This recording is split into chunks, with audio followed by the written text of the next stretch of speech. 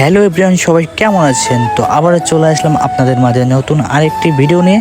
তো ভিডিওটি কি হতে চলেছে অবশ্যই আপনারা বুঝতে পেরেছেন। তো ভিডিও শুরু করার আগে আপনাদের কাছে একটাই রিকোয়েস্ট, এই ভিডিওর নিচে একটা করে কমেন্ট করে যাবেন, কারণ আপনারা সবাই ভিডিও দেখেন কিন্তু কেউ কমেন্ট করেন না। প্লিজ ভাই, আপনাদের কাছে একটাই রিকোয়েস্ট, সবাই একটা করে কমেন্ট করে যাবেন।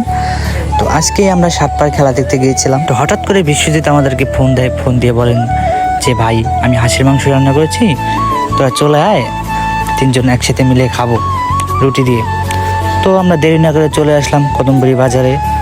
আসলে রুটি বানায়নি, শুধু হাঁসের মাংস রান্না করেছে। হ্যাঁ, ভাই কিন্তু অনেক সুন্দর রান্না করে, কারণ এর আগেও আমি অনেকবার খেয়েছি ভাই হাতের রান্না, ঠিক আছে? তো ভাই কিন্তু অনেক সুন্দর রান্না করে।